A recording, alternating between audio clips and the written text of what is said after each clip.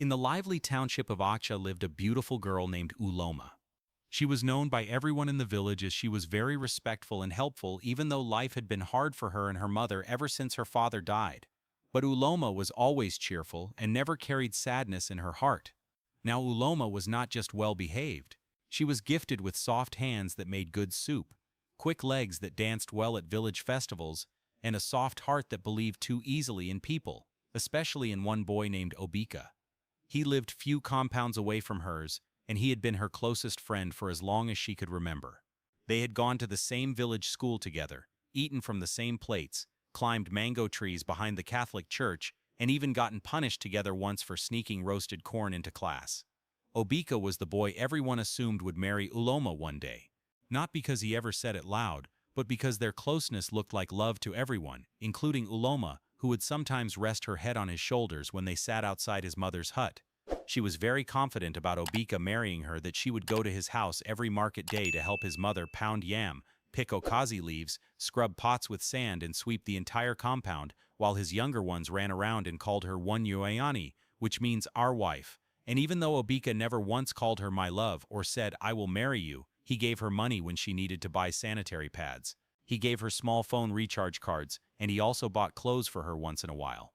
As such, all these little things planted soft thoughts in Uloma's heart, because she believed that a man who cared like that was only waiting for the right time to say the words her heart had already accepted. But some of her friends like Oluchi and Unazi didn't think Uloma was doing the right thing. One day while waiting for their turn at the borehole, they pulled her aside. "This your Obika, are you sure he's serious? We hope he has said something with his mouth so. Because men can play with your time like draftsboard." But Uloma smiled and waved her hand. "Don't worry, Obika is not like that. He knows what he's doing. He's just not someone who talks too much." They looked at her and shook their heads in pity. "Ne Usabi."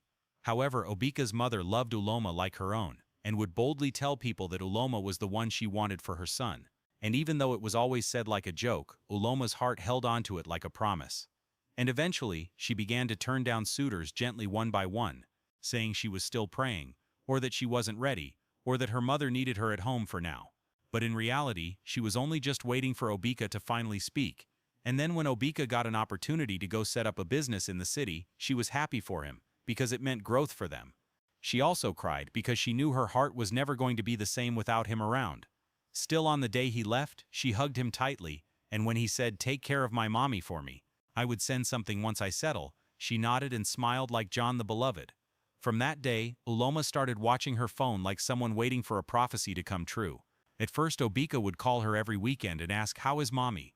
How is the village?" And she would tell him everything, including which neighbor just gave birth, and how the price of crayfish went up in the market. And he would laugh and tell her about the city, business, and stress, and she would feel close again. But slowly the calls reduced.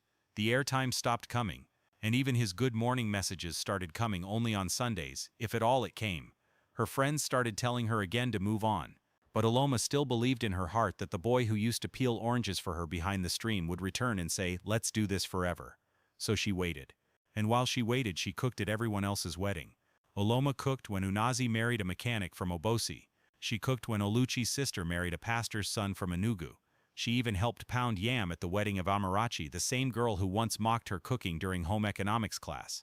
But Uloma didn't complain even when the girls in the village said things about how Obika might already have another girl in the city, or how boys who leave never come back the same. Uloma would just smile and say Obika is different. And it wasn't even as if other men didn't come for her. Because one December, a tall, light-skinned tailor named Chidibere came with his parents to ask for her hand in marriage, saying he had watched her cook during the festival, and that a woman who stirs a goosey like that must have a good spirit. Honestly, Uloma's mother was very happy because Chidibere was a good man, and his workshop in Onitsha was doing well. But Uloma told them to give her time to think, and then she later sent word that she wasn't ready for marriage. Then came Chinonso the teacher, who always greeted her shyly whenever she passed by the school, and when he finally brought palm wine and biscuits with his people to visit Uloma, she told them politely that her spirit had not agreed. Even though everyone said she was being too picky for someone whose father was no longer alive, and whose mother sold roasted yam for a living, Uloma didn't care, because every time she remembered how Obika used to walk her home after choir practice, and how he once fought with that rude boy from Umanaku who insulted her during a football match, her chest would swell and she would smile. "Let me wait a little more, because she believed that love must be loyal and patient and that all the girls rushing into marriage were just settling for less. So she continued helping people marry. She cooked at every traditional wedding in the village, waking up before dawn to roast peppers, wash bitter leaf, pound a goosey, cut goat meat, and stir big pots of soup that could feed a whole council meeting. And even when the sun burned her back and the smoke from the firewood made her eyes red, she still smiled and pounded the fufu as if she was the one getting married. And nobody ever heard her complain because she loved seeing other people happy. Well, in her heart she believed that her own day would soon come, and people would also gather to cook for her.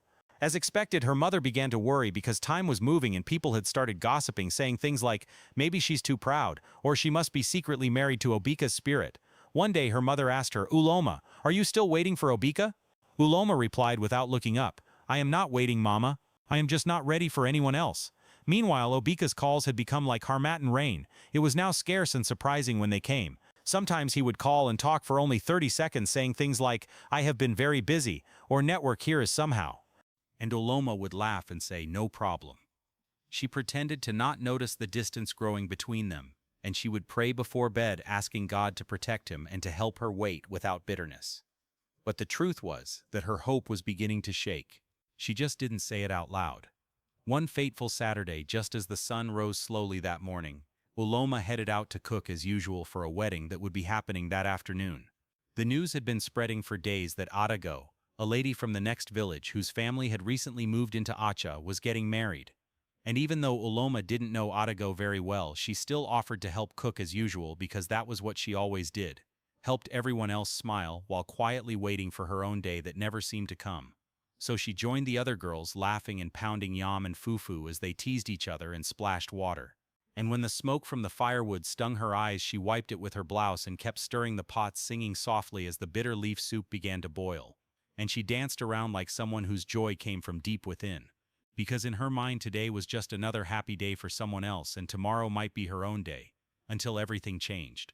She was slicing onions beside the kitchen wall when her friend Oluchi walked in carrying a small keg of palm oil. But the moment Oluchi saw Uloma, she stopped and dropped the keg in shock. Olo, she called in disbelief. Uloma looked up and smiled. Oluchi, you finally came. We've almost finished pounding the second set of yam fufu. Oluchi didn't smile back. Instead, she came closer and looked Uloma in the eye. Uloma, come. Please come with me. Why? What happened? Uloma asked, laughing nervously. Just come, Oluchi said and pulled her by the hand. They walked a few steps away from the firewood smoke to a quiet corner near the side of the house. Do you know whose wedding this is? Oluchi asked. Of course, Uloma said. It's Adayego now. I don't really know her, but I just came to help. Yes, Oluchi said and bit her lips. But do you know the man she's marrying? Uloma laughed out loud. Haba, no, who cares, as long as the bride is happy. Oluchi looked at her, swallowed hard and said, it is Obika. The laughter stopped. Uloma blinked, and then she smiled again slowly this time. You are joking. I am not, Oluchi said. It can't be him, Uloma smiled. Obika is not even in this village. Oluchi sighed. He came back 2 days ago. I thought you knew.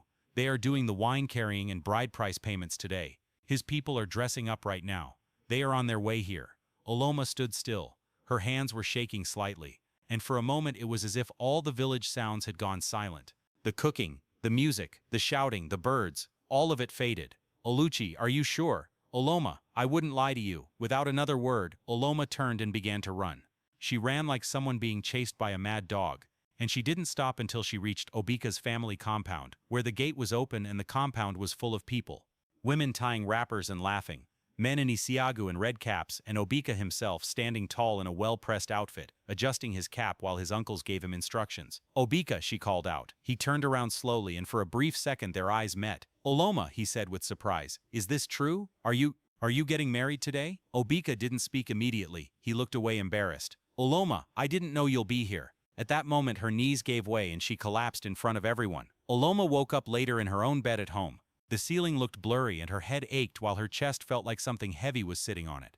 The last thing she remembered was Obika turning away, avoiding her face. She turned and saw her mother beside her holding a wet cloth and praying. Uloma didn't ask questions. She already knew as she remembered everything, and that memory pulled her up from the bed like a magic wand. Without speaking, Uloma walked out of the house barefoot and headed back to the Adego's compound like someone under a spell. Her mother called after her, but she kept walking and didn't stop. When she got there, the women were still gathered, stirring soup and wrapping fufu.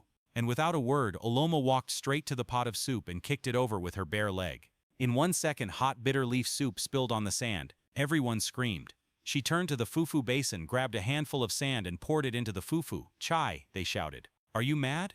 What are you doing? She has gone mad." "Oh," someone shouted. Obika came running with some of his friends. When he saw her, his eyes widened. "What are you doing?" She didn't answer. He then turned to the youths and ordered, "Please take her away before she causes more trouble." They tried to hold her, and she didn't resist. She didn't cry too. She just stood there quietly as they held her hands and led her away. The people gathered there shook their heads in pity. Poor girl. She thought he would marry her, but she should have asked questions. She should have confirmed. The day after the wedding felt like the sky was mourning with Uloma.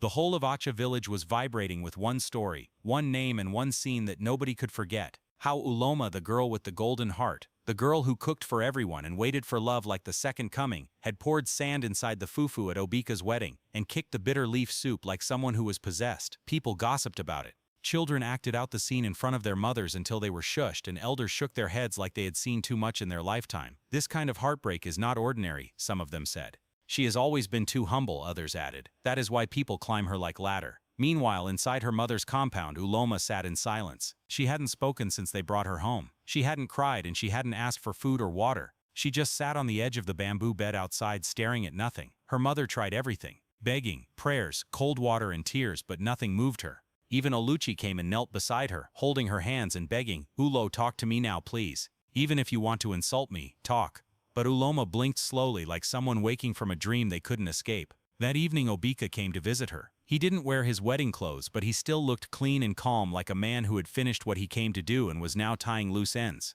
He stood at the entrance of the compound, cleared his throat, and knocked gently on the wood. "Good evening, Mama," he greeted respectfully when Oloma's mother came out. Mama scoffed. "You've come. I thought you finished everything yesterday." "Mama, I wanted to see her," he said. "Please, just for a few seconds." Mama hesitated, looked at him from head to toe, and said, "She hasn't spoken since yesterday. If you like, go and add salt to her wound." And she stepped aside for him to walk in. Obika stepped in slowly, and when he saw Oloma sitting by the corner still wearing the same clothes from yesterday, he paused. She looked fragile like a painting someone had forgotten in the sun. "Oloma," he called. She didn't move. "It's me, Obika." Still she did not answer him. "I know you are angry, maybe even heartbroken, but I didn't mean to hurt you. I swear I didn't." Oloma turned her face slightly, but her eyes didn't blink. "You and I, we were just friends," Obika continued. "I thought you understood me. I thought we both knew what we were. I never said I would marry you." Oloma blinked again. "I respected you," he said. "I always saw you as someone special, but I didn't know you were waiting for me. I didn't know you turned down other men because of me. If I had known, maybe I would have." "You would have what?" Mama Oloma's voice interrupted from behind. "Married her out of pity?" Obika turned sharply. The older woman stood angrily. You think because she helped your mother fed you when you were jobless and followed you around like a loyal goat that she didn't deserve a proper conversation." Obika shook his head slowly. "Mama, you didn't mean to destroy her," she interrupted. "You didn't mean to walk into her life, collect every good part of her, then throw her into the fire at the exact moment when she was trying to serve you soup." Obika looked down with shame and then he turned to Oloma. "I didn't know. I am sorry. I just came to say I am sorry." Oloma looked up and their eyes met. For a brief moment the village breeze stopped. Then slowly she stood, walked to the door of the house, opened it, entered and shut it quietly in his face. Since that wedding, Oloma became a shadow of herself. She no longer went to people's weddings to help them cook, and she ignored every market day and every invitation. Her mother watched helplessly, and even Oluchi, who tried to cheer her up with gossip and jokes, was losing hope because Oloma wouldn't even blink when people spoke. She didn't cry and she didn't scream. She just sat, breathed, and occasionally walked to the stream like a ghost floating on sandals until one day when she met a widow whose daughter had fallen sick and had no money to buy medicine. The widow went from door to door crying, asking for help. No one opened except Oloma, who gave her the little money she had left. She didn't even stay back to be thanked. She just gave the widow the money and went back inside. After that day, she started helping her mother roast yam by the roadside again. Even though she rarely smiled or joked with customers anymore, her fire had dimmed. Yes, but it was still burning. Meanwhile, Obika's own fire had started to burn him, as city life with a Daigo was not the paradise he had imagined. It was just 1 month after the wedding and Obika could see that a Daigo was nothing like Oloma. She didn't like to cook or clean or do anything around the house. And worst of all, she didn't even try to adjust. Instead, she complained from morning till night. "Why are we living in this dusty area? You expect me to live like a village girl after wedding you?"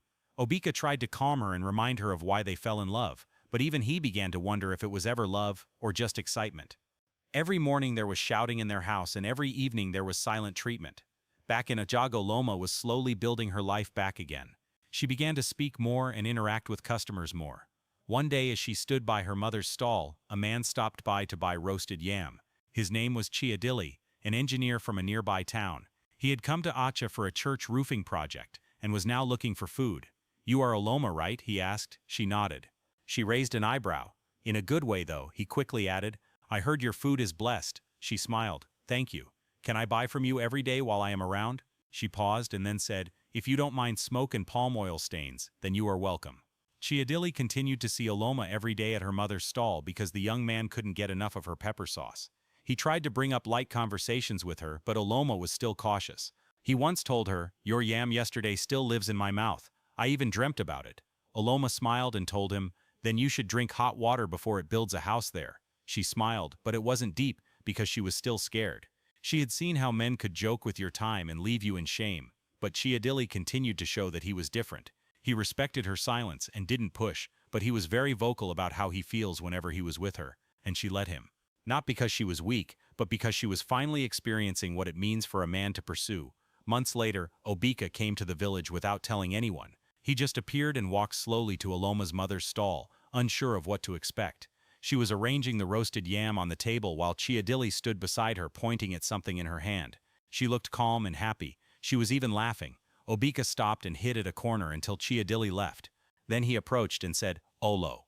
She turned and her smile froze. "I heard you are doing well, you look good." She nodded. "And the man that was here, we thank God for him." Oloma smiled. He swallowed hard. "I came to say I am sorry again." Oloma looked at him deeply. "You already said that. Besides, I finally understand." "Understand what?" Obika asked. "That people only treat you like nonsense when they think you don't have any sense." "Oloma, please." "I forgive you," Oloma said. "Whether I forget or not doesn't matter anymore." And with that she turned and continued arranging her yam. It was a bright Saturday morning in Acha village, and everyone was excited because a wedding was happening that day. However, this wasn't the wedding of some random villager. This was Oloma's wedding. The same Oloma who poured soup away and spoiled fufu at someone else's wedding just last year. The same Oloma whose silence made the entire village walk on tiptoes. The same Oloma who once sat by her mother's house like a statue mourning her own breath. She was now dressed in coral beads and expensive George wrapper and blouse, smiling like a proud bride. She was marrying Chiadili not because he promised her heaven and earth, but because he proved with his actions that he didn't see her as a convenience or as a backup plan. Instead, he saw her as a partner, a prize, and a woman whose wounds didn't make her less of a wonder. That evening when the wedding was over, Oloma followed Chiadili to his house at the city, and just as she was settling in, Chiadili brought her roasted corn and coconuts. She took a bite and smiled. "You didn't tell me marriage came with food gifts." He grinned. "I am only trying to impress my wife." Oloma looked at him and paused. "I used to cook for people, all my friends, even strangers. I would wake up before sunrise to pound yam, stir egusi soup, and wash plates till my fingers wrinkled.